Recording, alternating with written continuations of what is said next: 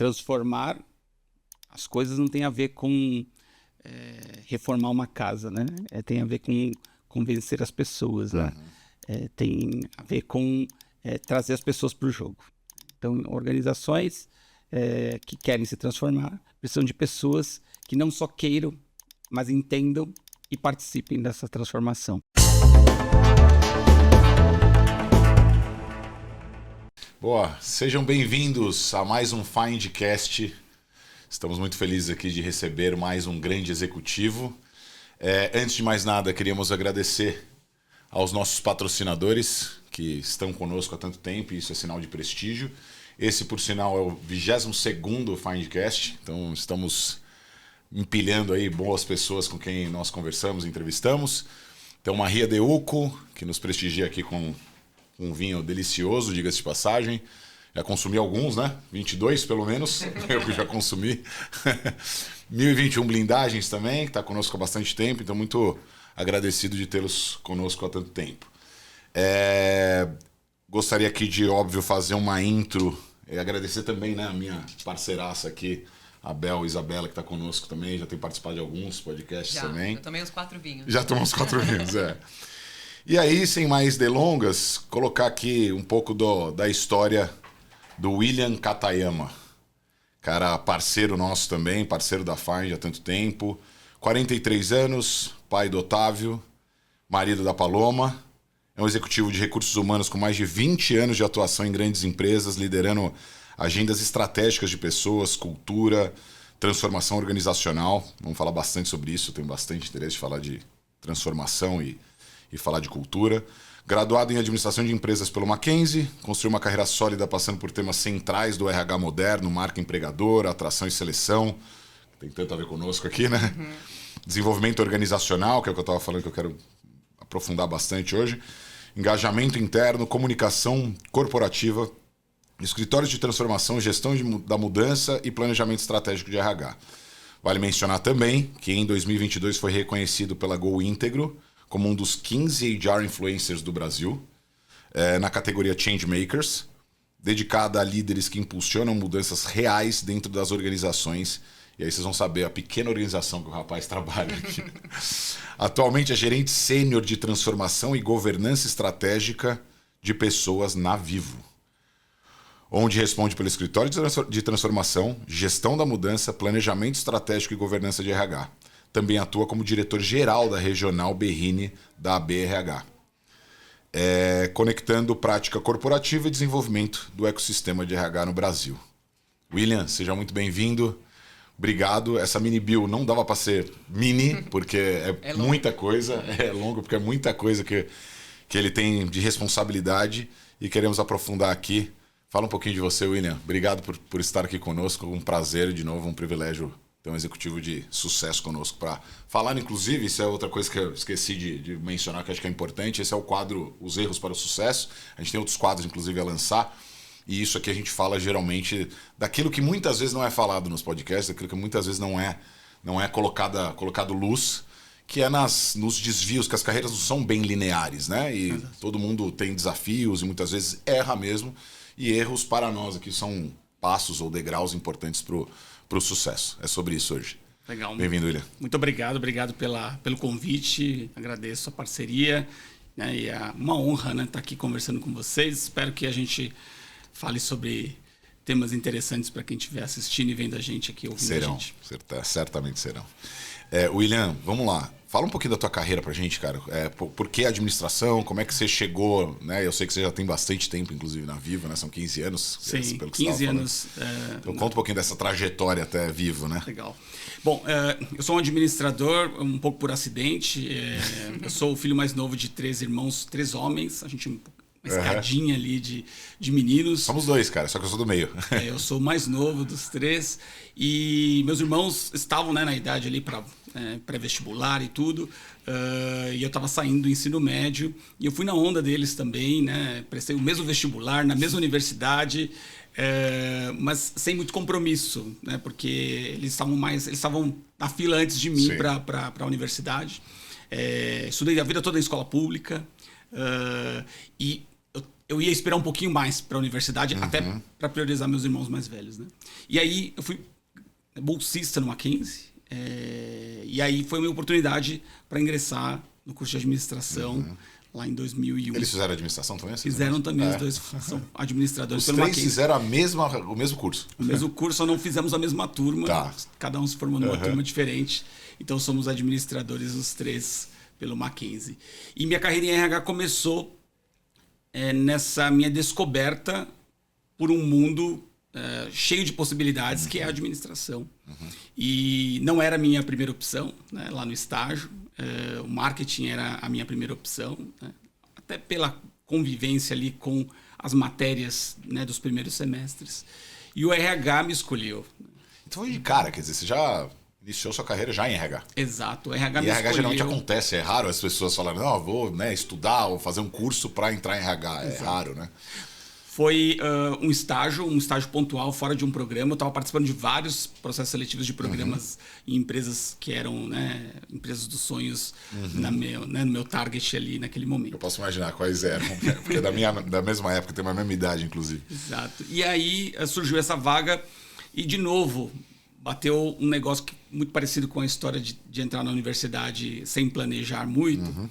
Foi também aproveitar essa oportunidade para conhecer uma área, conhecer uma organização e depois decidir se aquilo era o que eu ia fazer. Né, experimentar, né? Início de carreira é experimentação, tem jeito. E caí em recrutamento de seleção, fui trabalhar na Coca-Cola FEMSA, que estava chegando no Brasil naquele momento. Né? A FEMSA estava começando suas operações ainda em São Paulo e em Mato Grosso do Sul. E foi um estágio fantástico, porque era um estágio desestruturado, então eu fazia muita coisa que já não era mais trabalho de estagiário.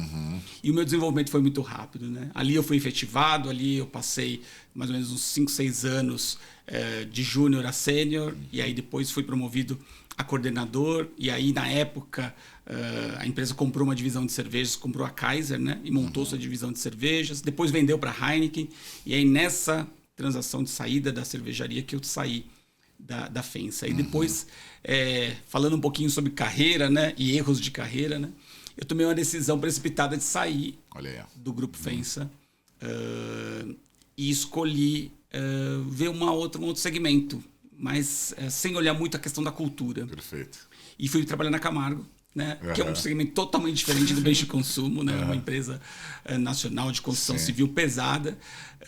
E ali foi o meu grande choque cultural. Que era isso, William? Só pra...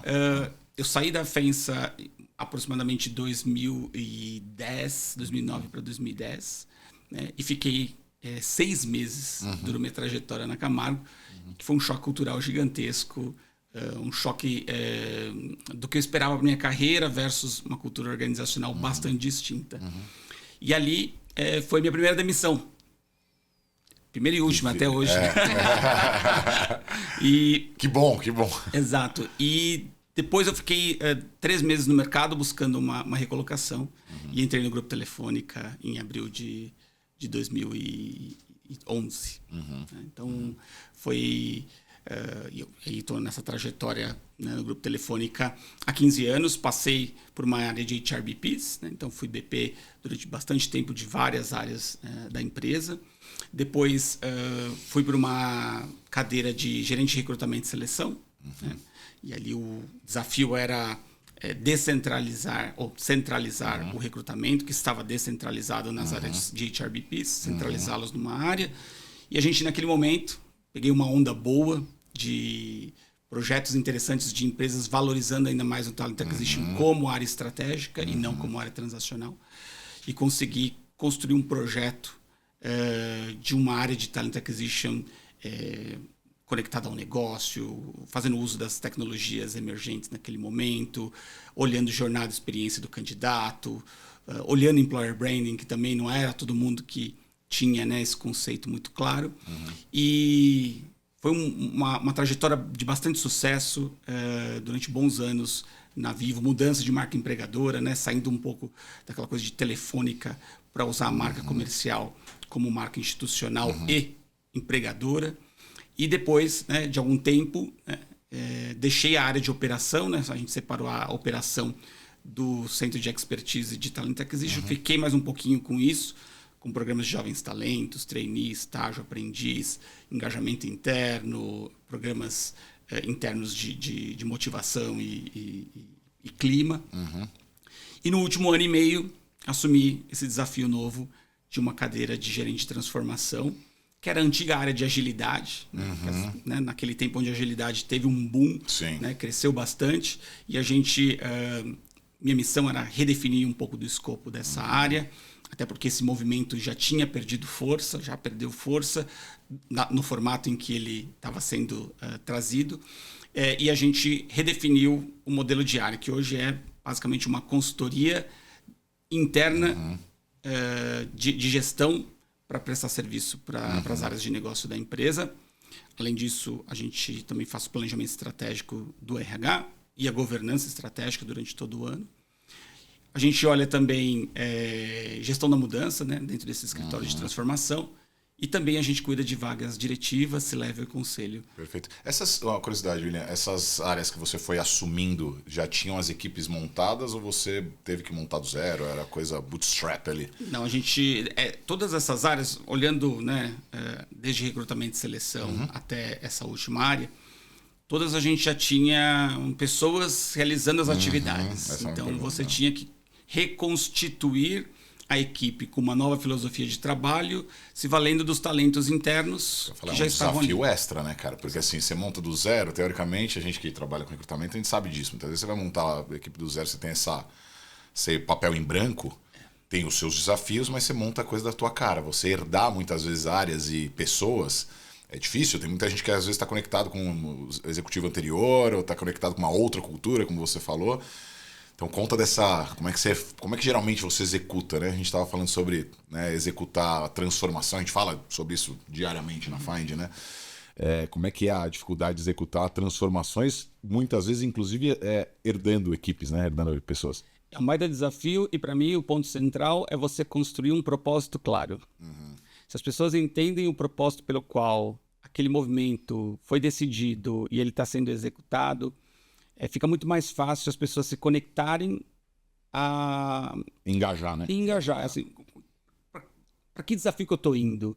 Porque tirar da zona de conforto sempre vai ser um problema. Né? Então, no primeiro movimento, por exemplo, que a gente trouxe os recrutadores para uma gerência de recrutamento, primeiro é falar sobre a carreira das pessoas. Né?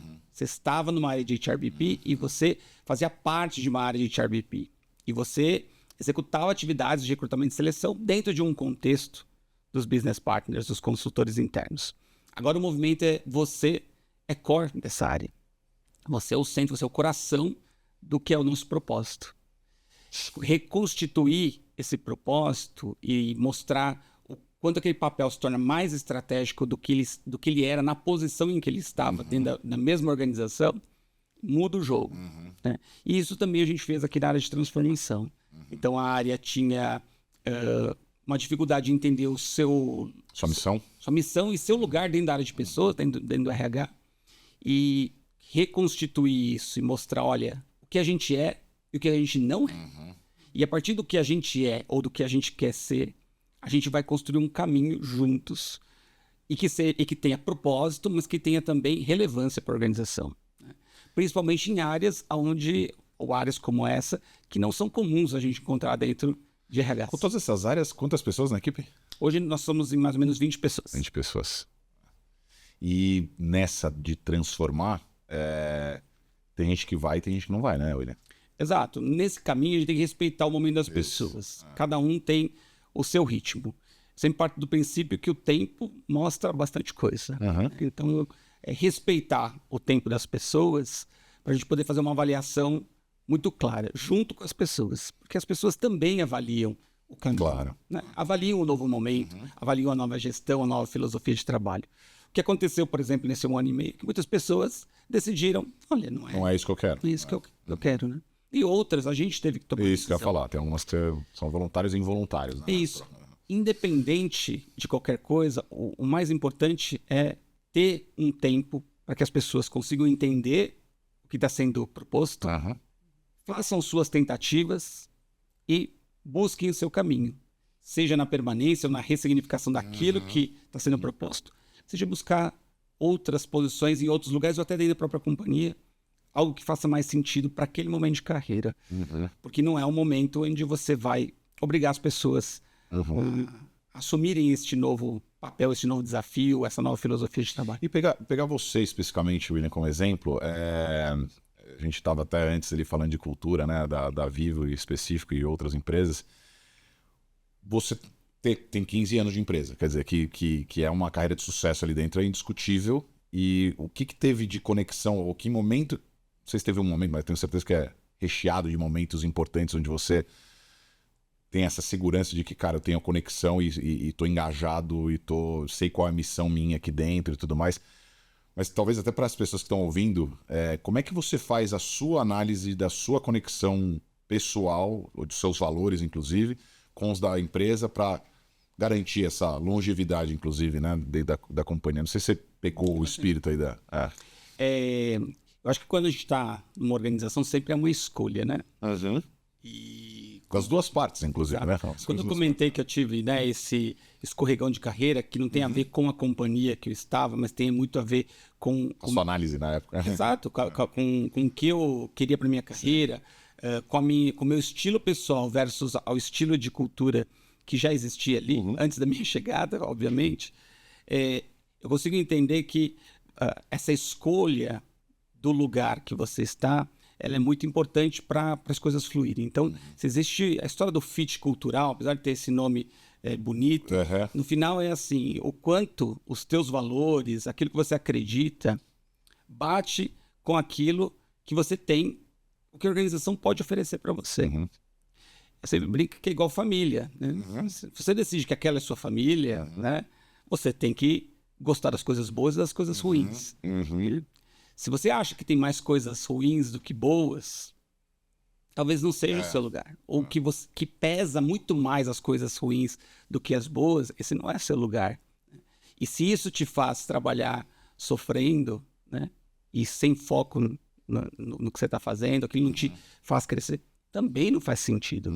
Então, eu acho que durante todo esse tempo que eu estou na organização, já vi muitas coisas, né, e muitos cases de coisas fantásticas, aquela coisa de ter um baita orgulho de pertencer, mas você também vê situações que você pode falar assim, poxa, isso eu não gostei, isso eu não gostei. Mas quando você olha a foto geral, aquilo te conecta, você se vê ali, né? Você se vê fazendo parte daquilo.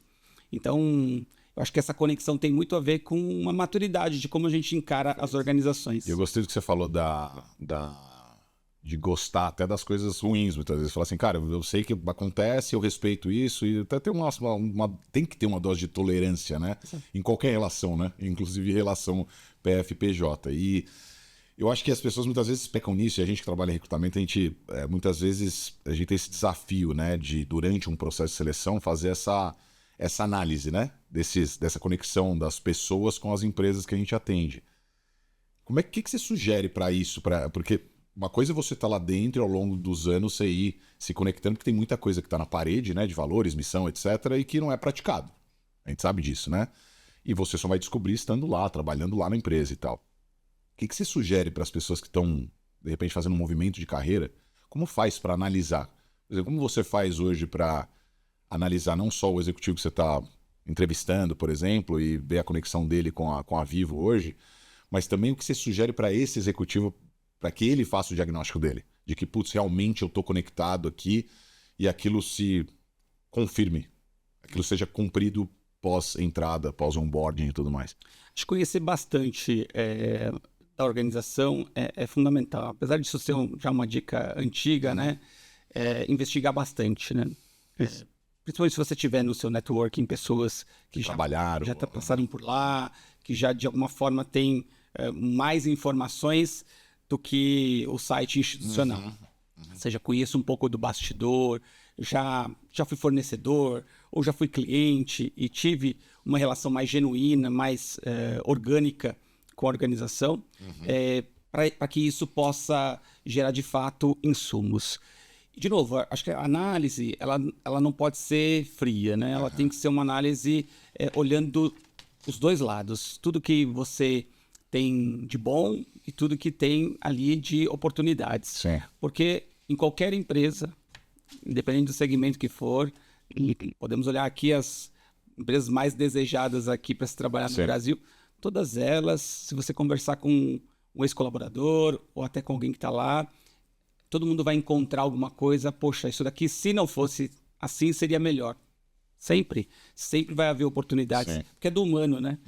A gente sempre vai se acostumar com as coisas boas e sempre vai se incomodar com as coisas que não nos agradam.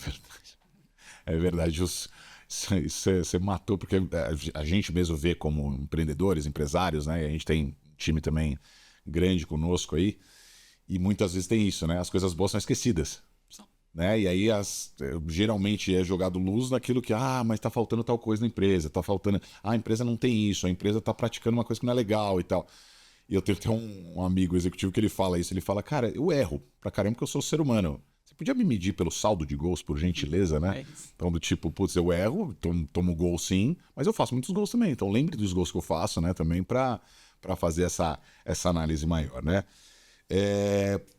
Dentro dessa história de transformação, é inevitável a gente pensar nisso, né? Assim, você até já, de certa forma, já falou um pouco sobre o papel da liderança no sucesso da transformação. Inevitável falar de transformação aqui muitas vezes, né? Me fala um pouco sobre como que você se desenvolveu como líder, assim. O que você fez para ser o líder hoje que tem já essa experiência, essa maturidade hoje para assumir, por exemplo, áreas diferentes, com características diferentes, imagina até que os perfis das equipes são diferentes. Sim. Como é que você faz para ser esse camaleão, sendo líder para cada um deles, né? E acho que parte... Dá um passo atrás, né? Como que você absorveu uma área que não é o usual, é o core do RH, né? Acho que não é muito o óbvio. Eu acho que o desenvolvimento da liderança passa, ainda mais nos nossos tempos, por ter o desejo de. E é muito complicado porque muitos líderes se tornam líderes sem ter planejado. E justamente pela sua capacidade. Né? A sua capacidade de entrega se confunde com sua capacidade de influenciar, liderar e fazer gestão de resultados e pessoas. Eu acho que eu sempre quis liderar, muito inspirado em líderes que eu tive. E quando a gente fala de inspiração de liderança, isso não quer dizer que você sempre teve líderes maravilhosos durante toda a sua carreira. Às vezes, o fato de você ter tido um líder que fazia algo que você não gostava te inspira a um dia fazer diferente, tentar algo diferente para dar um resultado melhor do que aquele, né? Ou seja, tirar o melhor das pessoas. Sim. Então, a inspiração ela vem também disso. E eu acho que o querer, e eu acho que nossa geração precisa fomentar, que é a nova geração, tenha esse gosto pela liderança, entenda que esse não é um lugar ruim. Que tá difícil, hein, cara? Porque é super difícil. Tem muita gente que não quer ser líder mesmo, é um negócio louco, porque, eu falei, a gente tem a mesma idade aqui, viveu talvez vive, né, a mesma geração, e eu tinha essa ânsia também de ser líder em algum momento, era uma forma de crescer, você fala, cara, eu preciso disso para crescer, né, como profissional. E hoje a galera tá fugindo disso, cara. É difícil a galera enxergar o valor disso, inclusive valor financeiro muitas vezes, né? Disso, eu vou ter que absorver um monte de coisa boa e difícil, e algumas muito difíceis, e você fala, cara, qual a recompensa disso? Né? Mas pessoas... eu sinto que a liderança, ela ganhou uma imagem negativa porque só se mostra o lado ruim. O lado ruim do líder, o lado ruim do gestor, o lado ruim do chefe. E as realizações, como a gente se realiza pessoalmente, quando a gente consegue desenvolver alguém, recuperar alguém, ajudar alguém a ser promovido, ajudar alguém a dar passos de carreira importante, né? A gente fica muito com a gente, né? A gente guarda aquilo, a gente fica satisfeito, é uma realização, mas de forma geral não se dá luz a isso, a realização do líder. E eu acho que essa nova geração estava assistindo muito o que não é legal. Sim. A parte difícil do que é tomar decisões difíceis, da impopularidade às vezes do líder por causa de decisões que precisam ser tomadas. Sim. Então, esse aspecto faz com que muita gente ache que só tem problema. Então, deste problema eu quero me livrar, quero ficar só com a parte boa, que é fazer boas entregas. Então, eu acho que é um grande desafio a liderança. Falando sobre uma liderança de transformar time, de construir times, é um desafio também. Ou seja, assumir times onde você não conhece nem a atividade, e nem as pessoas, e às vezes nem o norte, é um desafio, mas eu gosto desse tipo de desafio.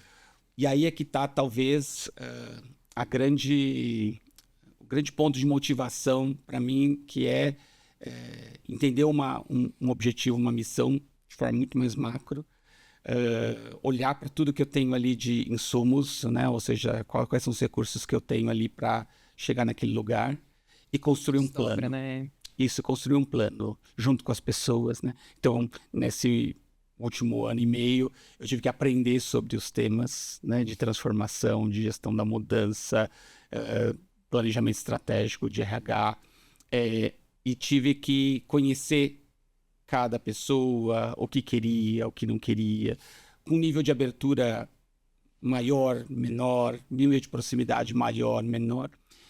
E tudo isso me ajudou ao longo do tempo a constituir um time que entrega dentro de um propósito claro, definido, e que se sente pertencente à organização e à área de pessoas também, né? Porque esta é uma área que tem uma disciplina, uma característica de atividade que as pessoas se sentem meio, né, à margem do que é o core de recursos humanos. Até porque, vou dizer que 70% das pessoas não vêm de RH que estão lá. Vêm de TI, vêm, né, do mundo da agilidade, vêm de consultoria.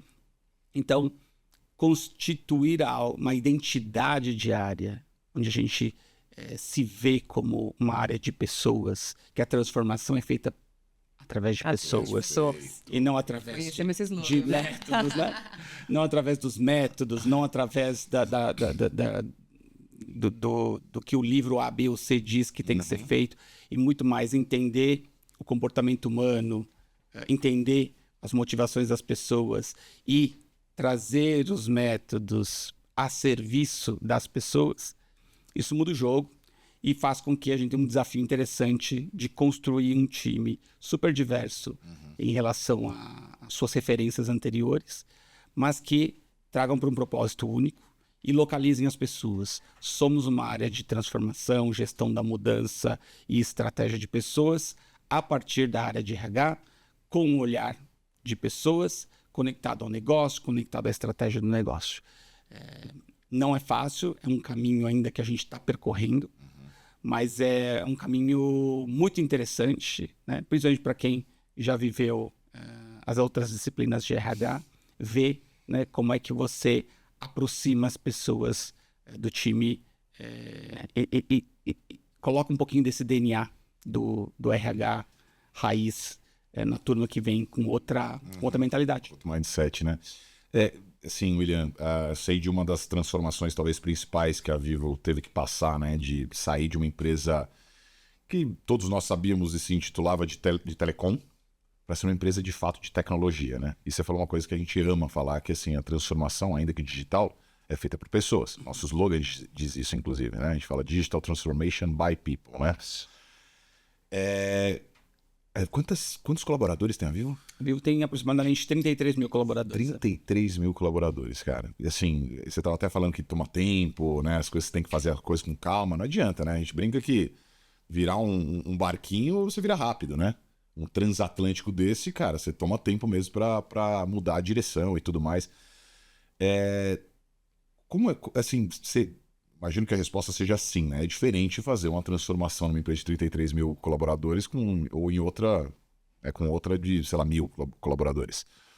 Como é que faz isso, cara? Porque assim, eu o tempo todo vivo dentro de uma empresa de 30 pessoas, tem 3 zeros a menos aí, 30 e poucas pessoas. Eu não consigo imaginar como faz para, imagina, se responsabilizar por uma área de transformação. Como é que faz isso? Porque uma coisa é você transformar as 20 pessoas da sua equipe, né? E mudar o mindset da sua equipe. Mas a sua equipe, eu entendo que ela é responsável pela transformação de muito mais do que 20 pessoas. Sim. Como é que faz isso? Como é que você se conecta? Quais são as pessoas que... Como é que você articula isso para uma empresa tão grande para que realmente a transformação aconteça? E, inclusive, se você puder falar, transformação, inclusive, digital. Não. Acho que o primeiro aspecto de uma empresa grande é que ela precisa ter um direcionador de cultura, porque a cultura ela já existe, né? Já está lá. Independente se ela é ela é declarada ou não. No nosso caso, a gente tem, né, um objetivo de cultura declarada, que a gente renova ao longo do tempo, né, olhando, né, e fazendo um diagnóstico claro do nosso momento de cultura, para ver se a gente está precisando calibrar alguma coisa, até olhando para os desafios de mercado, para o contexto externo também. Deve ter mudado muito nesses seus 15 anos lá. Exatamente. Foram vários. Exatamente. Você estava lá, desculpa mandar mais uma pergunta no meio do caminho aqui, mas quando era a mudança de telefônica para tudo ser vivo, foi quando isso? Sim, foi por volta de 2011, 2012. Você estava lá. Começou a jornada ali com o Telefônica e Vivo.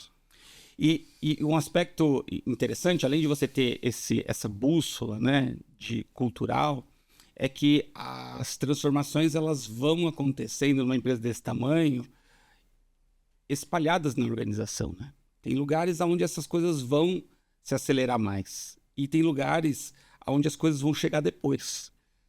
Perfeito. Então, assim, é entender que a empresa ela não vai se mover ao mesmo tempo de forma coordenada para este lugar. Todo mundo junto ao mesmo Tudo tempo. junto, exatamente, né? Então, numa empresa ainda mais geograficamente dispersa como é a Vivo.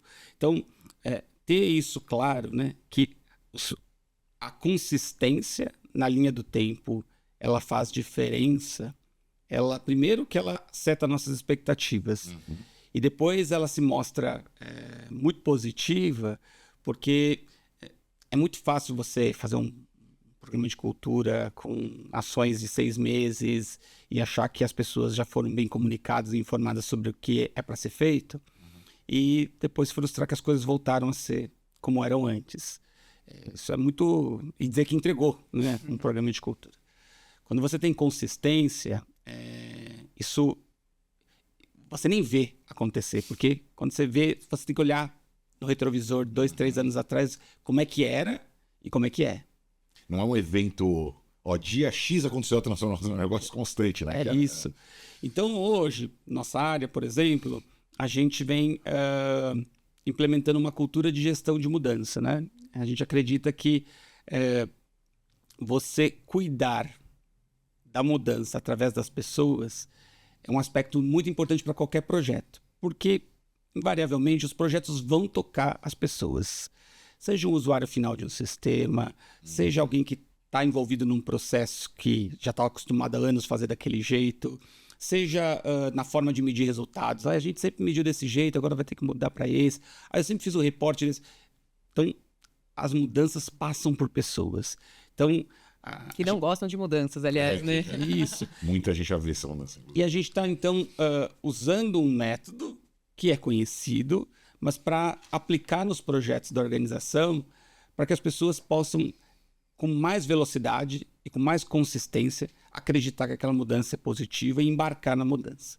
Então, esse é um aspecto que, se a gente consistentemente constrói dentro da organização uma cultura de cuidar das mudanças, porque eu não estou dizendo que eu vou conseguir fazer gestão da mudança de todos os projetos de uma empresa do tamanho da nossa, mas se eu garantir que eu estou construindo em alguns projetos muito importantes dentro da empresa essa cultura, a gente vai ter cada vez mais profissionais, por exemplo, aprendendo sobre gestão da mudança, virando gestores de mudança na sua própria área, sem precisar recorrer a essa habilidade de fora da área, e vão construir essa cultura de gestão da mudança, essa preocupação em todos os projetos com esse aspecto.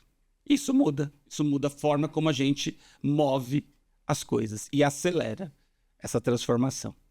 Então, para mim, a transformação numa empresa grande tem a ver com consistência daquilo que a gente faz, acreditando que a gente está movendo as coisas através de gente. Fenomenal, fenomenal. Eu tenho uma pergunta boa aqui, cara. Tem alguma decisão que você tomou como líder? Que, olhando, lógico, pelo retrovisor, como você bem colocou, que foi desconfortável, mas que lá na época, hoje, olhando para trás, você sabe que foi uma decisão acertada? Uma difícil, assim, decisão que você teve que tomar? Acho que eu tomei algumas quando a gente fez a internalização de Talent Acquisition, internalização dentro de uma área, né? Ou seja, a centralização de recrutamento e seleção. A gente tomou várias decisões difíceis porque a gente estava no momento de transformação, mas tinha que romper com o modelo anterior. Uhum. E esse rompimento para fazer uma transformação, uma mudança importante na forma como a gente fazia as coisas, ele afetava muito os stakeholders, né? Muita gente reclamou, e posso imaginar. Exatamente. E mesmo a gente tendo um plano comunicado, feito a gestão da mudança, mostrado os impactos, co-construído, na hora do vamos ver, mas vai ser assim, né? Mas gera um desconforto, gera um incômodo. Mas vai gerar mais trabalho para do que tinha no passado. Mas será que isso vai funcionar? Será que a gente não poderia manter assim? Então, e naquele momento, eu estava novo de cadeira de gestão e muito empolgado com o projeto, acreditando muito naquilo, e eu fui bem taxativo na mudança. Estava com muito patrocínio e fui muito categórico. Aquilo na época me rendeu muita dor de cabeça. Muita dor de cabeça, Os entreveros, imagina. E eu me colocando no lugar das outras pessoas, elas tinham razão. Sim. Talvez se eu tivesse lá... Era esperado que passasse por isso, né? Eu iria na história da curva da mudança, da negação, da raiva. Eu ia já... A aceitação, eu ia descer nessa montanha-russa direto e eu ia ser um dos que ia fazer um levante ali. Isso tá errado, isso não pode ser assim, precisa escutar a gente. Talvez... Mas aquele momento, que era um momento de ruptura mesmo com o modelo anterior, e dada a história que a gente tinha de só melhorias incrementais no processo, no modelo, na minha visão, a gente precisava fazer uma ruptura mais emblemática, que de fato ficasse claro o que sim e o que não, o que a gente queria e o que a gente não queria mais.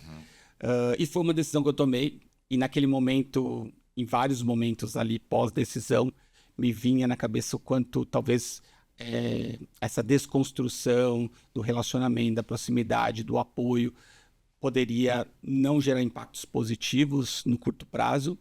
Mas depois, quando eu olho para trás, eu vejo que ela foi importante, né? Uma ruptura importante.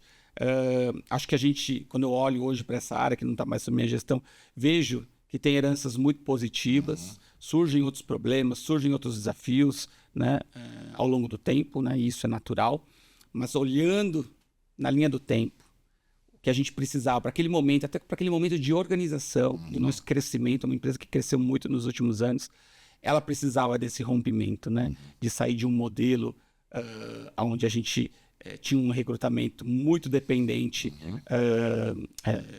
de quase um modelo de RPO, para trazer para um modelo internalizado, justamente porque a gente queria fortalecer a cultura, construir uma marca empregadora não mais telefônica, agora vivo. Então, todo esse contexto, quando eu olho para trás, eu falo, poxa, foi uma boa decisão, mas claro que como toda decisão, vai ter aspectos de consequências mais difíceis e outros que a gente vai gostar mais. Então, hoje vejo na balança que para a organização foi a melhor coisa. Espetacular, espetacular.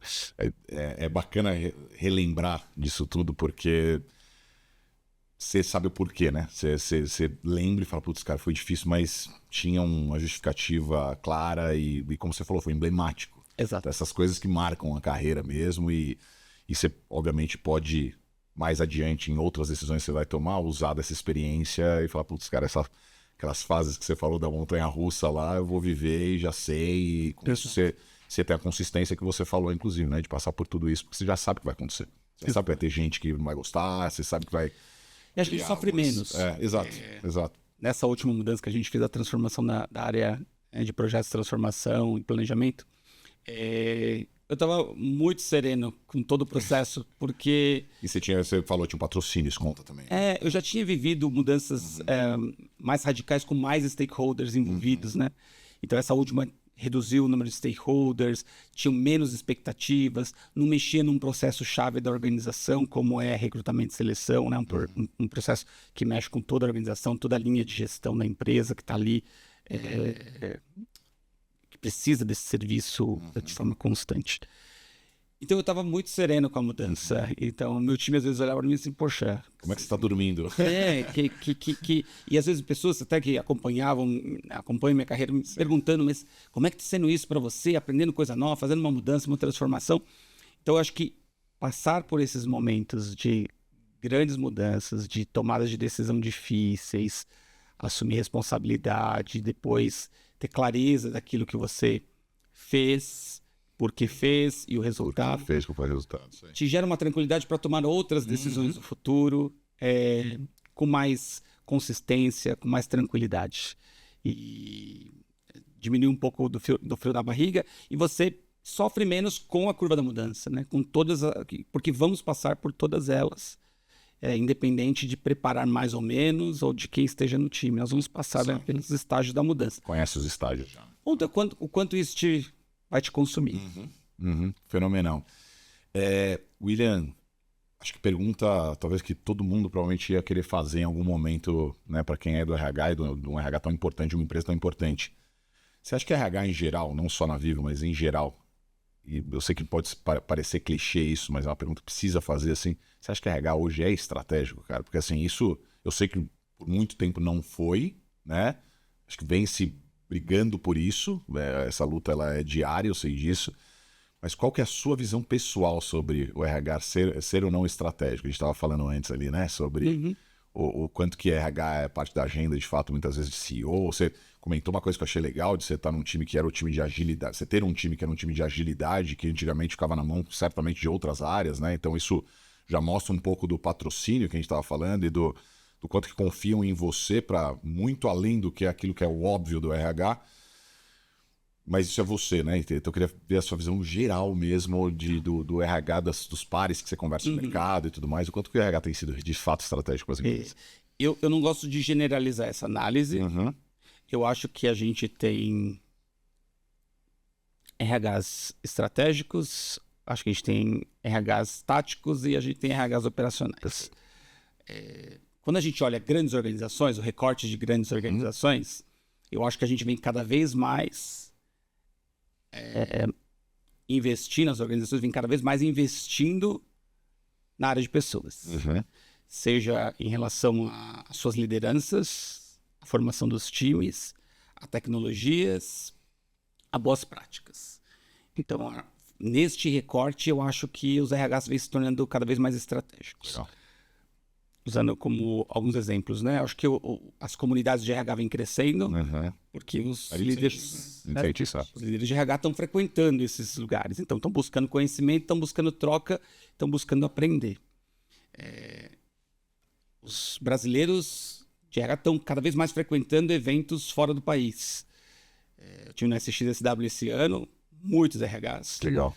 Então, assim, essa busca por um olhar mais amplo e menos focado em eventos de RH também está crescendo. E, de novo, grandes empresas ou empresas, startups com RHs maduros, né, que já nascem, né, com esse olhar de gestão de pessoas profissional.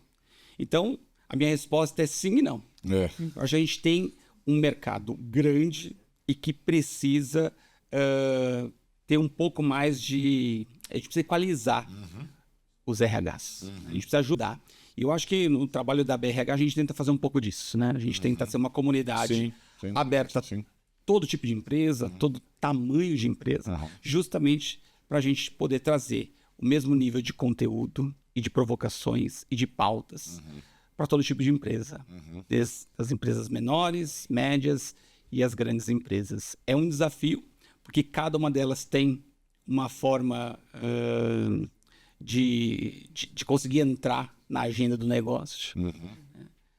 Tem mais abertura ou menos abertura, mas a gente sabe que aquelas que, né, o RH tem uma cadeira importante, isso faz total diferença, né? Então, eu acho que tem muito mais a ver com a agenda do CEO, né? Olhando para pessoas, e aí ele vai fazer o RH estratégico a favor do resultado do seu negócio, ou, né, ele pode trabalhar com o RH a partir disso, e ele só vai saber o quanto isso faz diferença quando ele tentar. Perfeito. Primeira vez, quando ele colocar o RH dentro da agenda de decisão. Você falou de tecnologia, William. A gente já está indo para o final, inclusive, fazer algumas últimas perguntas, acho que são importantes aí. Você falou de tecnologia, a gente viu algum movimento recente dos últimos anos de CTOs, não sei se você acompanhou isso, imagino que sim, de CTOs, ou assumindo o RH, trocando de cadeira mesmo, às vezes assumindo os dois, mantendo tecnologia e assumindo o RH também. E para nós, imagina, nossa empresa, a gente fala de transformação digital através das pessoas. Transformação digital tem muito de tecnologia, você fala, as pessoas pensam em tecnologia naturalmente. E através de pessoas, você está falando de RH. E para nós, a gente sente de fato que as duas áreas são talvez das áreas mais quentes hoje das empresas, ou que têm sido mais valorizadas. Por isso que a Find tem crescido, acho que muito pautada nisso.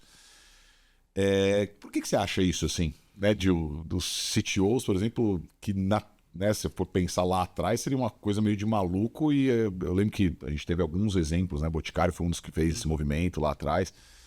Tem alguns grupos grandes que fizeram esse movimento, né? Teve até um amigo, curiosamente até um amigo que fez o comentário que eu falei agora há pouco, que ele tá... que é numa empresa de papel e celulose. Não vou abrir o nome aqui, mas uma empresa de papel e celulose que ele estava com... É um CTO clássico de mercado e assumiu também RH. E a gente comentou até antes de um outro que era CTO, deixou de ser CTO e passou a ser CHRO. Por que você acha que isso está acontecendo, né? Acho que a gente ia passar a nossa conversa sem falar de inteligência artificial. Então, seria um podcast único hoje em dia sem falar disso. Eu vou puxar esse a gente tô caminhando para isso. Não vai acontecer. Bom, acreditando que a tecnologia ela vai ser uma extensão do humano, já é, né? A gente só não... Às vezes a gente não se dá conta. Machine. Que a gente olha a tecnologia como ferramenta para o humano e cada vez mais ela é uma extensão. A gente às vezes não se dá conta que quando a gente perde uma ferramenta, que é no final uma extensão nossa, a gente perde produtividade, né? Nas coisas mais simples do dia a dia, se a gente perde um aplicativo de mensagem, a gente... Sim. Naquele dia a gente fica já não funciona direito, improdutivo. Improdutivo, né? Porque muitas coisas a gente resolve através dessa ferramenta. Eu acredito que tem muito a ver com isso, né? No último estudo do Gartner, né, que saiu agora esse ano, mostra o quanto o RH ele precisa ter uma expansão da sua atuação através da inteligência artificial. Então, eu acredito que eu não sei, não estou aqui para prever o futuro, mas eu acho que existe uma aproximação muito importante entre essas duas áreas.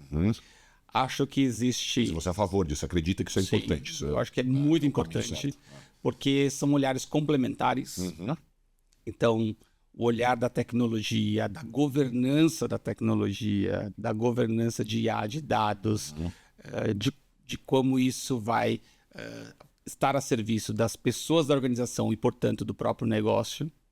E, por outro lado, como é que o humano vai ter essa extensão da sua inteligência dentro da IA e como é que as lideranças vão fazer gestão de inteligências e não só de pessoas. Perfeito.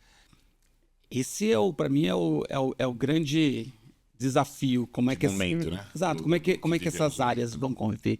Porque senão a gente vai olhar a IA como um software, como algo que vai ser implementado, que a gente treina as pessoas e que a gente deixa elas usarem e que faz governança de segurança da informação e como se isso bastasse. Então a gente tem um passo além de como isso vai impactar as pessoas, como vai impactar na produtividade, como que as pessoas vão trabalhar não mais naquilo que fazem hoje, mas como que elas vão gerenciar inteligências de várias atividades diferentes e que vão precisar de um humano ali cuidando disso. Então, eu acho que eu vejo esse movimento de forma muito natural. Acho até que poderia haver um outro movimento. O contrário. E CHROs, né? Assumindo tecnologia. Assumindo tecnologia também, justamente para ter esses olhares complementares, que eu acho que eles têm um grande potencial de se aproximarem e serem talvez a grande alavanca catalisador dessa transformação, de potência e sustentabilidade dos negócios no futuro breve. Sim, cara, eu concordo 100%, com tudo que você falou, integralmente. E eu acredito muito que esse movimento faça sentido de fato, que eu comentei que as duas áreas são as áreas talvez mais quentes hoje, e são as áreas que mais impulsionam de fato a transformação, né? Não à toa a transformação está contigo, né, numa empresa desse tamanho, em RH, quer dizer, isso mostra a representatividade, né, de vocês para uma transformação. E aí você falou, né, não vamos falar de IA, mas já estamos falando inevitavelmente, porque a IA talvez seja o movimento mais... Eu me considero ainda que eu esteja há 16 anos trabalhando em recrutamento e seleção, eu sempre trabalhei muito forte com recrutamento e seleção de tecnologia, antes disso, formação acadêmica em TI, enfim, carreira técnica e tudo mais. Então acompanhei muito dos movimentos da TI. E se falava muito lá atrás, quando as outras áreas de negócio mexiam ou faziam TI, passaram a fazer, muitas vezes porque você vai mandar um projeto para a área de TI como era na época, né? Era aquela caixa preta, né? Voltavam depois de meses e falavam, aqui está a ferramenta ou software que você pediu.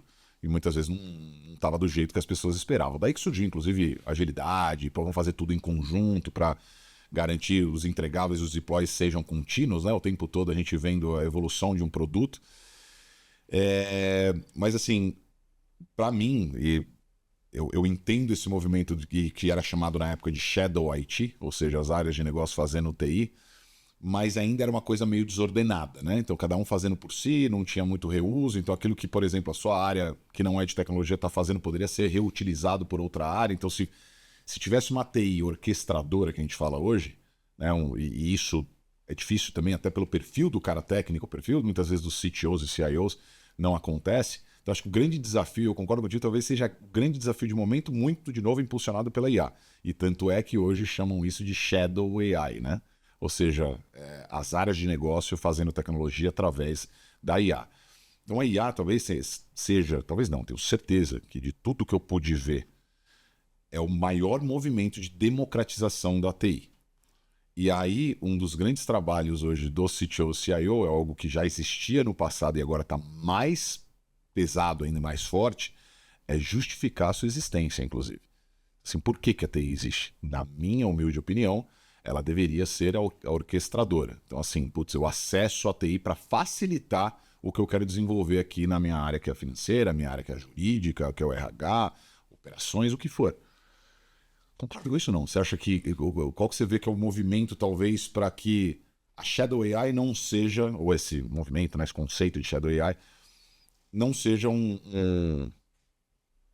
inimigo, vamos dizer assim, ou um movimento ruim para os caras. Muita gente de tecnologia está preocupada com isso, né? Pô, antes eu era o que dominava o assunto, o guardião daquele assunto, aquele conhecimento, e agora o conhecimento é de todos. E aí? Eu acho que tem muitas previsões de coisas que a gente ainda não tem muita... Não dá para apostar em nada. Eu acho que as empresas precisam manter uma cultura de curiosidade e de experimentação, né? Justamente para que as pessoas possam criar seus casos de uso. Talvez para uma cultura A, B funcione e para C e D não funcione. Justamente porque é a cultura, né? Ou seja, é o jeito que a gente faz as coisas aqui. Poxa, eu prefiro que tenha alguém fazendo do que eu fazer. Eu quero fazer junto, eu quero construir junto. Sim. Ou não, eu quero ter autonomia. Olha, aqui a gente não quer esperar ninguém, a gente quer resolver. Então eu acho que tem muito a ver com o tamanho da organização, também com a questão de governança de dados, segurança. Sim, importantíssimo. E cada organização também pensa ali, né, esse tema de forma distinta. Então, não dá para a gente talvez arriscar um palpite. Eu acho que as empresas precisam estar conectadas porque as mudanças, né, como a gente sabe, cada vez mais rápidas, elas vão acontecendo, e se a gente espera alguém ter o grande case para a gente poder começar a testar alguma coisa, já passou. Já passou. Então acho que essa... Tem muito a ver com a cultura, no final das contas. Portanto, isso. Né? Se a cultura está aberta à experimentação, ao aprendizado, a trazer coisas, referências de fora, a conversar com gente que está... Né? Às vezes você não vai conseguir fazer dentro de casa, mas você está do lado de alguém que está fazendo, você está conversando com alguém de mercado que está testando alguma coisa. Essa curiosidade que vai além né, ali do quadrado da sua empresa, Óbvio. ela é muito importante. Por isso que eu sou um grande apoiador aqui de comunidades, de trocas de melhores práticas, porque é ali que você consegue ter um espelho, né, interessante sobre o que está acontecendo no mercado, o que essas empresas de forma geral estão fazendo com você. O que funcionou, o que não funcionou. Isso. Sim. Que fit é esse entre essas três coisas, as variáveis de mercado, né, do que se diz no mercado, do que efetivamente está acontecendo em organizações e o seu comportamento em relação à tua própria cultura, né? Sim. Que ela é influenciada. E você vê, poxa, a gente está precisando ser um pouco mais rápido e agressivo nisso ou não? Ou não, estamos acelerando demais. A gente tá super avançado nisso. Então essa temperatura é importante. Falando em acelerar demais, até a gente falou sobre isso agora, me lembrei as loucuras, né, que o pessoal fala de IA, né? E os grandes mobilizadores têm falado cada coisa que você fica maluco, né? E isso tá divulgado, eu posso falar, não tem problema nenhum, né? O Sam Altman lá do OpenAI, ele soltou esses dias que, assim, hoje, não sei se é hoje ou no futuro, as pessoas não vão conseguir cuidar das crianças sem IA. Você fala, cara, né, eu entendo, assim, o quanto que você acredita na IA fazendo diferença, até porque você é da OpenAI, talvez o principal, né, dos players aí de momento, né, que criou o ChatGPT e tudo, mas, cara, alto lá, né? Quer dizer, eu fico lembrando porque meus filhos já não troco fralda mais, né, mas quer dizer que eu preciso da IA para trocar fralda, eu preciso da IA para levar ele na escola, né? As coisas básicas do ser humano, então, assim, é umas loucuras, assim, que às vezes passam, assim, que, cara... Enfim, só um comentário que, assim, a IA chegou num ponto, né, o assunto chegou num ponto que exageram nesse nível, né, cara? Eu acho que tem uma... Claro, né? Tudo que surge de novo com potencial para realizar atividades que antes a gente não pensava que a tecnologia poderia substituir o humano, geram especulações, né? E eu acho que a forma como a gente encara a tecnologia é muito importante. Então, assim, uma coisa é isso ter o potencial para. Acho que já tem potencial para muita coisa. Eu acho que é interessante ser curioso e entender tudo que pode acontecer, ou seja, tudo que pode ser feito. Mas essas especulações, né, essas apostas aí... Então, aí para mim o limite é assim, o quanto assim eu vou escolher. Né? Sim. Levar o filho para a escola pessoalmente e me conectar naquele momento, né, com o seu filho e viver aquela experiência porque ela nunca mais vai se repetir. Vou colocar ele num carro autônomo, Exato, guiado por IA. E vou querer que ele chegue na escola para me evitar esse tempo perdido, Sim, né? sim. Então, essa discussão, que eu acho que é super importante, marcas como a Vivo vem discutindo isso também, da desconexão. Essa coragem de falar sobre desconexão, cara. ela é fundamental em tempos onde o brasileiro é um pouco que mais passa horas no celular, né? Mais tempo conectado, mais em telas, né? Então, assim, o quanto a gente olha para esse potencial disso, que eu acho que a gente tem que olhar mesmo, a gente tem que discutir, olha, é possível fazer tudo isso, mapear tudo, mapear no nosso negócio, na empresa. Depois que a gente tiver clareza de tudo que pode ser feito, a gente precisa começar a fazer escolhas, porque isso ninguém tira do ser humano. Exato. A escolha. Poder, o livre-arbítrio. Isso, eu escolho para o meu negócio usar IA nisso e nisso, e não nisso. E para a pessoa física é a mesma coisa, né? Para isso, para a gente vai ser a mesma coisa, assim, eu quero isso, não, eu quero outra coisa, eu quero de outra forma, eu quero, né, a moda antiga, né, como a gente pode dizer aqui, eu quero com as minhas referências, né, então é uma escolha. Espetacular. Últimas perguntas e rápidas e diretas. Algum conselho prático para quem trabalha com RH e quer gerar impacto real dentro das organizações? Alguma dica de ouro sua aí, não? Acho que conexão com a estratégia do negócio, então ter essa curiosidade e essa proximidade do que... Isso é uma área isolada. Né? Do momento do negócio, quais são, né, os dados que o negócio fornece ali para a gente se conectar verdadeiramente, falar o mesmo idioma do negócio. Cultura, né? Cultura e estratégia precisam caminhar, senão vai acontecer o que a gente costuma falar, né? Cultura engole ali a estratégia no café da manhã. E muita resiliência, né? Porque transformar as coisas não tem a ver com reformar uma casa, né? Tem a ver com convencer as pessoas, né? Tem a ver com trazer as pessoas para o jogo. Então, organizações que querem se transformar precisam de pessoas que não só queiram, mas entendam e participem dessa transformação. Você falou convencer, eu gostei da palavra, até porque agora estou pensando, né? Convencer, a palavra é a junção é o vencer em conjunto, né? É isso. Convencer, faz muito sentido. Livro, referência ou pessoa que influenciou sua forma de pensar sobre gestão e liderança? Algum livro que você indica, ou mesmo filme, enfim, como dica aí final. Não vou falar sobre referência de liderança. Eu tive alguns chefes argentinos. Eles têm uma forma muito peculiar de fazer gestão de liderança, que talvez nos nossos tempos, hoje, talvez alguns deles não soariam tão bem, porque eles colocam muita paixão naquilo que estão fazendo. A gente estava falando um pouco antes sobre a Argentina e como eles encaram e vivem experiências, né? E eu acho que no mercado de trabalho eles também são assim. Eles são apaixonados, viscerais e colocam isso a serviço daquilo que estão fazendo. Perfeito. E isso não tem a ver com eu não gostar de alguém. Tá certo ou estar errado. Exato. Ou tá apontando o dedo. Uhum. E isso eu trouxe muito, né? Levei durante minha carreira algumas referências dessa liderança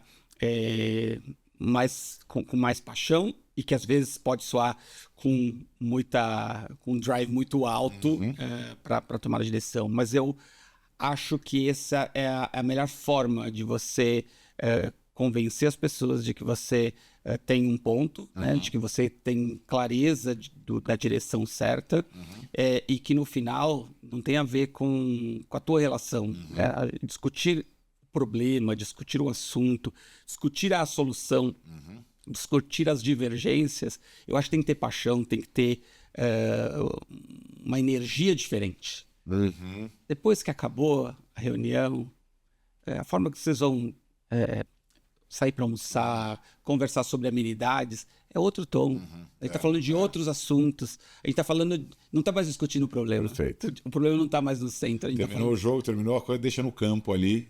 Saiu e... Isso para mim é uma referência de liderança. Perfeito. Porque você coloca uma energia específica em cima do que precisa ser colocado. Muito legal. Depois daquilo, você não está mais resolvendo aquele problema. Aquele problema ficou lá, né? E com seus colegas, né, como você gerencia as relações, de forma que a forma como você gerencia o problema não tem a ver com a forma como você gerencia as suas relações, e elas são feitas de formas distintas, porque elas são distintas, são momentos distintos, né, e te colocam num papel diferente. Então, isso aprendi muito com 2 chefes argentinos que tive, e que guardo muito. Sabiam separar essa. Que legal, muito. que legal, que legal. Você tá em todas as redes sociais, assim, tem, além eu sei que a gente tá conectado, inclusive, no LinkedIn, você posta muita coisa no LinkedIn mesmo, ou você usa das outras redes para colocar? Gosto mais do LinkedIn, e é a região onde eu tenho me conectado muito com o mercado e falado com pessoas que me procuram para começar. Eu acompanho. Comunidades e tudo. Estou lá com 18 mil seguidores. Se tinha alguma outra fonte boa de conteúdos que você coloca lá, porque eu acompanho, é bem legal, cara. Então, William Katayama aí, né? Acompanhem no LinkedIn, acho que é um caminho bom.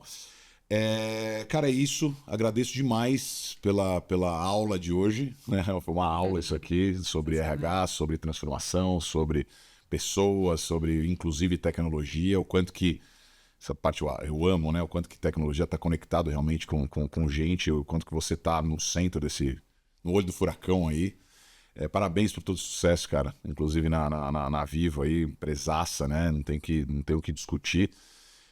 Obrigado de verdade, agradeço a todo mundo que assistiu, agradeço a gente está com mais de 113 mil, 113 mil o último número, né, que a gente tem de inscritos no YouTube, né, então continuem nos acompanhando, e aí eu esqueci de colocar isso no... Comentem.